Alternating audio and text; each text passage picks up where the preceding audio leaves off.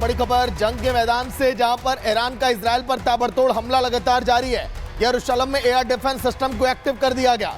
Iran के कई मिसाइलों को भी मार गिराया है। इस समय तो इजराइल लगातार जो ईरान की तरफ से हमले किए जा रहे हैं उसे हवा में ही देखिए नष्ट किया जा रहा है, तबाह किया जा रहा है।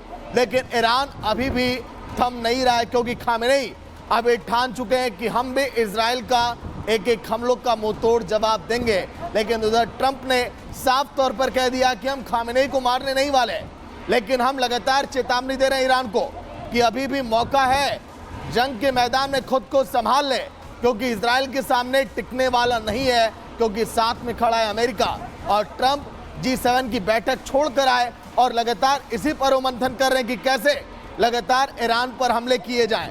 ट्रंप ने यह भी कह दिया कि अब जो पावर है, ताकत है इजराइल की। बड़ी खबर वैभव। बिल्कुल, उस बीच एक और अहम खबर आपको बता दें, वेस्ट बैंक में ईरान की बैलिस्टिक मिसाइल का हिस्सा गिरा है। ईरानी मिसाइल के टुकड़े के साथ लोग जश्न मनाते हुए नजर आए हैं। ये तस्वीर वेस्ट बैंक की, और आप देखिए ईरानी मिसाइल का ये टुकड़ा, इस बैलिस्टिक मिसाइल का टुकड़ा जिसको हवा में ही नष्ट किया गया, और ये जमीन पर जब गिरा उसके बाद वेस्ट बैंक के लोगों ने इस मिसाइल के टुकड़े के साथ जमकर जश्न मनाया। और ये सबसे पहले तस्वीर हम आपको दिखा रहे हैं, और ये महज एक तस्वीर तक सीमित नहीं है, ये वो संदेश है जो इन तस्वीरों के जरिए ईरान तक भेजा जा रहा है। क्योंकि नेतन्याहू ये बिल्कुल स्पष्ट कह चुके हैं कि उनकी जितनी भी बैलिस्टिक मिसाइलें वो वेस्ट बैंक और इजराइल की तरफ निशाना करके दाग रहे हैं, उनमें से तमाम ऐसी हैं जो हवा में ही निष्क्रिय की जा रही हैं। और ये उसी बात को दर्शाती हुई तस्वीर, उस संदेश को ईरान तक ले जाती हुई तस्वीर की कैसे इस बैलिस्टिक मिसाइल के टुकड़े के साथ लोग जश्न मनाते हुए सड़कों पर नजर आ रहे हैं। वेस्ट बैंक की ये तस्वीर है, ये बैलिस्टिक मिसाइल जो ईरान की तरफ से दागी गई, लेकिन इसे हवा में ही निष्क्रिय कर दिया गया। और जब ये जमीन पर गिरी तो सिर्फ और सिर्फ एक शोपीस की तरह ये पेश आई, और लोगों ने इसे गाड़ी पर लोड किया। और उसके बाद ये लंबा काफिला, पूरा जुलूस जैसा इस बैलिस्टिक मिसाइल के साथ इजरायली लोगों ने इस मिसाइल के टुकड़े का जुलूस निकाला है।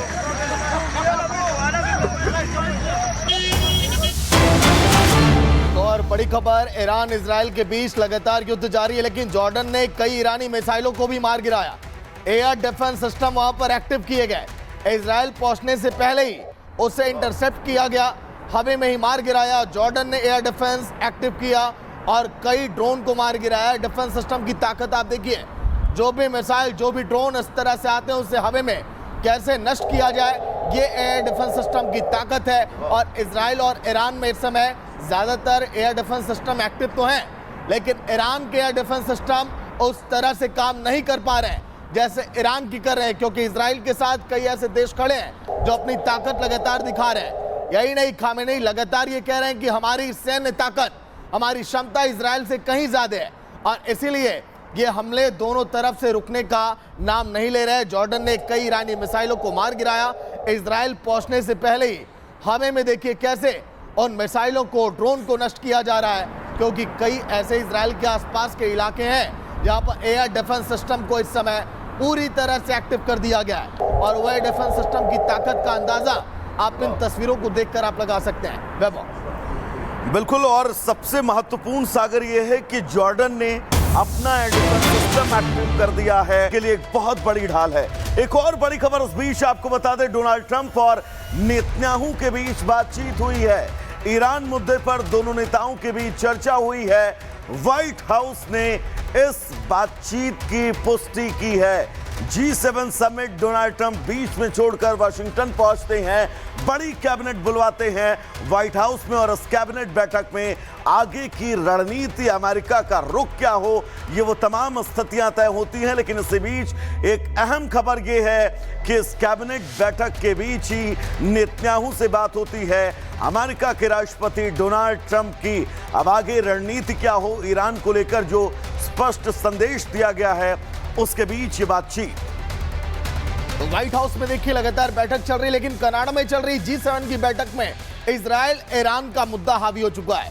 तो वहीं दूसरी ओर अमेरिका बेहद आक्रामक हो गया है। वैभव, बिल्कुल 20 समिट में ट्रंप अमेरिका के लिए निकल गए और ये कहा कि हमें सीजफायर नहीं सरेंडर चाहिए। तो नेतन्याहू कह रहे हैं कि खामेनी की मौत से युद्ध खत्म होगा, यानी अब ये लड़ाई तय है सागर, बहुत निर्णायक मोड़ पर पहुंचने वाली है। रिपोर्ट आप देखिए।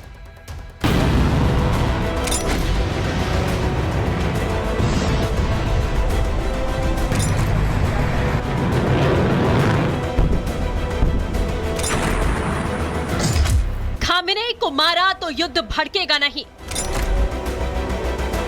खामेनेई को मारा तो युद्ध खत्म होगा। ईरान से सीजफायर नहीं सरेंडर चाहता हूं। हम किसी का दबाव बर्दाश्त नहीं करेंगे। इजराइल ईरान जंग में बयानबाजी का दौर भी जारी है। एक तरफ बम बारूद मिसाइल बरस रहे हैं तो दूसरी तरफ जुबानी जंग जारी है। इसीलिए कह रहे हैं, क्या आज की रात ईरान के लिए कयामत की रात होगी? क्या अगले कुछ घंटे में इजराइल ईरान जंग में कुछ बड़ा होने वाला है? इजराइल ईरान से 9000 किलोमीटर दूर कनाडा में G7 समिट में दुनिया के ताकतवर देशों का जमावड़ा लगा, लेकिन अमेरिकी राष्ट्रपति डोनाल्ड ट्रंप बीच बैठक से वापस अमेरिका लौट गए। ट्रंप के अचानक लौट आने से हर कोई सख्ते में है, खासकर ईरान की तो नींद उड़ गई है, क्योंकि डोनाल्ड ट्रंप का तेहरान खाली करने का ऐलान, फिर G7 की समिट का आधे में छोड़ना, इजराइल और ईरान के जंग रोको प्रस्ताव पर साइन करना, व्हाइट हाउस में वॉर रूम बनाए जाने की खबर आना,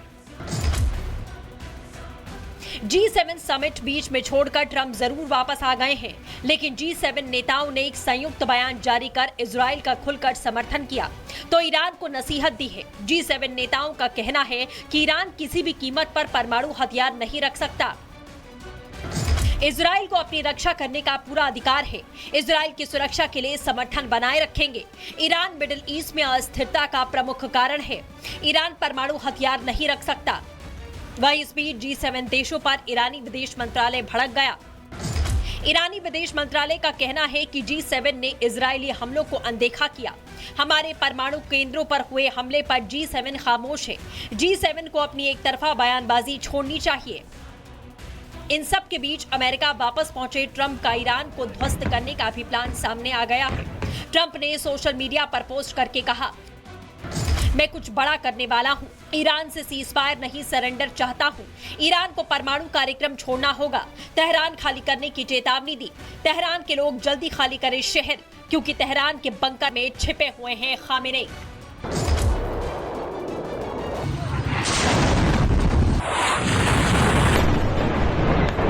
जिसके बाद यह अंदेशा जताया जा रहा है कि ट्रंप की वापसी इजराइल और ईरान के बीच में कुछ बड़ा करवाने वाली है, क्योंकि ट्रंप ने अमेरिका लौटते ही ऐलान कर दिया कि उनका जल्द अमेरिका लौटना मिडिल ईस्ट से सीजफायर से भी बड़ा है। उसके साथ ही ट्रंप ने RC-135U जासूसी विमान भेजा। ये विमान मिडिल ईस्ट के नजदीक उड़ रहा है। इसके साथ ही USS NIMITZ-30 लड़ाकू विमान, थार्ड मिसाइल सिस्टम के साथ साथ 2 दर्जन से ज्यादा वायुसेना के टैंकर्स भेजे जा चुके हैं। डोनाल्ड ट्रंप ये कुछ कहकर गए हैं, G7 का समिट छोड़ गए हैं कि मैं कुछ बड़ा निर्णय फैसला लेने वाला हूं। क्या होगा ये फैसला? एक हो सकता है कि वह इजराइल के साथ जंग में मिले। फोदराव जैसे बहुत हेविली प्रोटेक्टेड न्यूक्लियर इंस्टॉलेशन है, उसको mother of all bombs bunker buster GBU-57 से हिट करें, और वो भी 2 लगाने पड़ेंगे। एक बार छेद करें, दूसरी बार पेनिट्रेट करें। और ऐसा क्या वो करेंगे ताकि हमेशा के लिए ये किस्सा ख़त्म हो जाए ईरान की न्यूक्लियर कैपेबिलिटी का? तो क्या अब ये good cop bad cop routine ही चलेगी या दोनों बैड कॉप बन जाएंगे?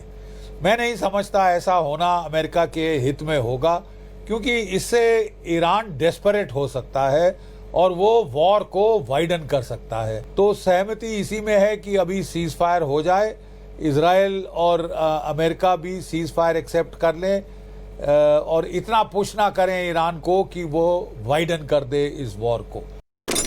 इन तस्वीरों से एक चीज साफ पता चलती है कि इजराइल इस जंग में अकेला नहीं है। अमेरिका हर कदम पर उसके साथ खड़ा है, क्योंकि ट्रंप बहुत अच्छे से जानते हैं अगर मिडिल ईस्ट में पावर बैलेंस बनाए रखना है तो फिर ईरान को न्यूक्लियर पावर बनने से कोसों दूर रखने की जरूरत है। I want to see no nuclear weapon in Iran, and we're well on our way to making sure that happens. एक तरफ अमेरिका ईरान के परमाणु हथियारों के खिलाफ है, तो वहीं उस बीच इजराइल के रक्षा मंत्री का बड़ा बयान सामने आया। इजरायली रक्षा मंत्री ने कहा कि ईरान के न्यूक्लियर ठिकानों पर हमला करेंगे। हमारे निशाने पर तेहरान के आसपास के 10 परमाणु ठिकाने हैं। अगर ईरान ने दोबारा न्यूक्लियर प्रोग्राम शुरू किया तो करारा जवाब दिया जाएगा।